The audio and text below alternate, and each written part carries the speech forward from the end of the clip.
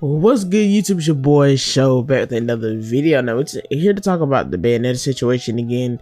So some new information has come to light. You know, when I reported this story earlier in the week, I basically talked about how I do think that, you know, low pay for VAs are bad, and the gaming industry is not the only one.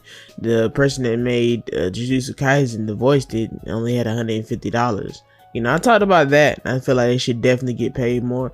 But I also said that in reality, the boycott wouldn't work. It was never going to work. Regardless of whether she was telling the truth or not, it was never going to work, because even though some people may stand by injustice and, you know, they'll say they'll not get the game, but if you're waiting that long to play a game like Bayonetta, it's no way that you're not playing that immediately.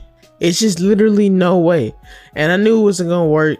And now that new information is basically been coming back to light, everybody's kind of shifting now. Everybody who basically took her side verbatim has been kind of been quiet and then not talking back about certain stuff, because, well, long story short, basically now it's coming out that she was actually offered about 15 to 20 grand.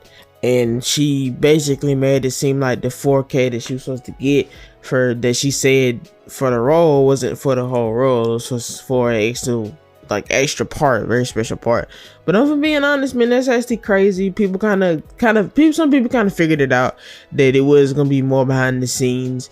A lot of people came out to rally behind her when they found out that she was only getting paid 4K, because, you know, voice actors in general are unappreciated. Like, we have some fire voices in games and anime, but they don't get paid a lot, man. It's just like working a regular job, to be honest. So I can definitely see where some of the issue comes in at with that. But, you know, it's not good that she omitted this. I'm being, it's not good. Me personally, I was very impartial with my thinking. You know, a lot of YouTubers literally were just like, nah, we're not doing Bayonetta. We boycott Bayonetta. And when you're boycotting the game, you have to think about, yes, they've done a person wrong. You know, well, they didn't really do it wrong, but you get what I'm saying. Let's say they did her wrong and they offered her the 4,000 or whatever. She didn't want to take it. Not only did she not want to take it, she also kind of came out to Jennifer Hale, who's the now voice of Bayonetta.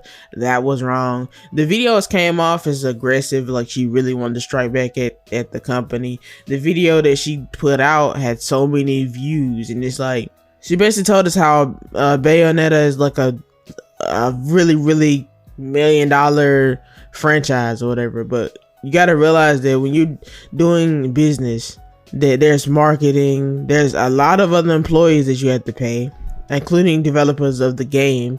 And to me, developers of the game definitely deserve to get paid way more, because they work the crunch hours and stuff.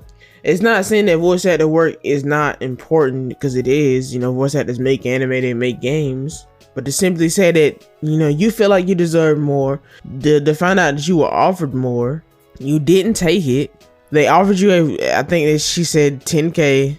You didn't want to take it. You felt like you deserve more, so they added 5,000 extra on. You didn't want to take it. She didn't want to take it because she felt like it was still too low. So then obviously they went in another direction, because they're not going to keep raising the price for you. It's like, if you don't want to do it, then you don't do it.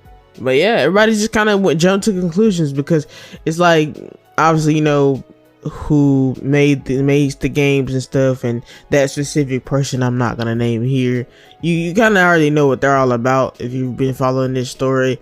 But people just wanted to believe that Platinum and Nintendo was wrong, because obviously Nintendo does a lot of stuff that's just not community friendly, in my opinion. You know, like shutting down Smash tournaments or whatever. I mean, they're technically within their right to do so. It's just that people feel like that's just kind of scummy of Nintendo. So everybody been blaming Nintendo for not paying her more, because Bayonetta is such a successful franchise. But marketing costs us a lot. You know, that's a high cost. Marketing, paying developers, publishing, you know, just everything costs. And it's just one of the things, like, yeah, you should be respected for being a voice actor for a game for so many years, but at the same time, it's a business. You know, you got paid what you felt like was fair for you back in the day. And yes, you've been the voice actor for this game, and I'm assuming the scenes in Smash. But you have to realize that in the day, it's like, if they really appreciate it, they would have bumped it up. And they did. They gave you 5K more. And if they really felt like you were necessary, they would have bumped it up. But when you ask for more money after getting the extra 5K, it was just like, yeah, this person is expendable, because I'm not gonna work with a person that's gonna be difficult for me. If I could find another veteran voice actor, mind you, to play the part, and you know, they'll accept that job no problem.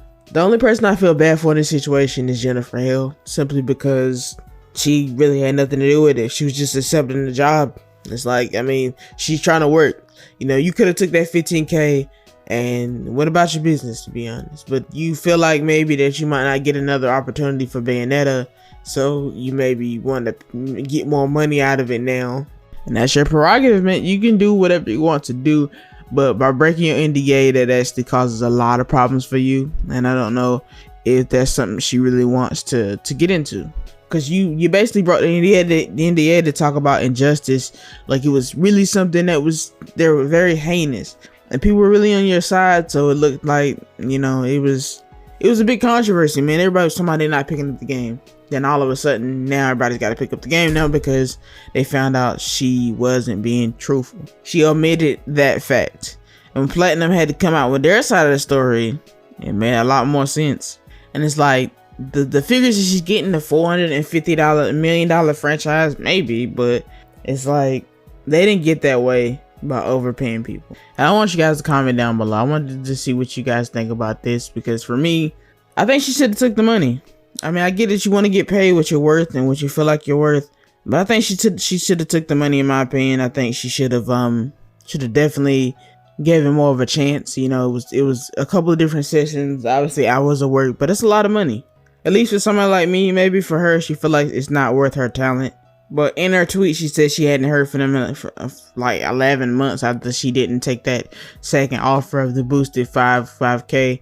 And then they offered her the 4K to voice like a couple of lines. Which in reality, it's like 4K, and she could do like a couple of lines for free 4K. They probably made her do like a couple of like just random one-off lines or whatever, but she declined. She declined. So I mean, it is what it is.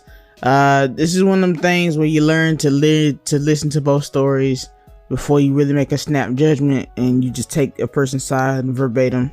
Like sometimes you can use your voice as the underdog and people will rally behind you, but it's not really true. But with that being said, guys, thanks for watching. Please subscribe, and I'll see you guys next video.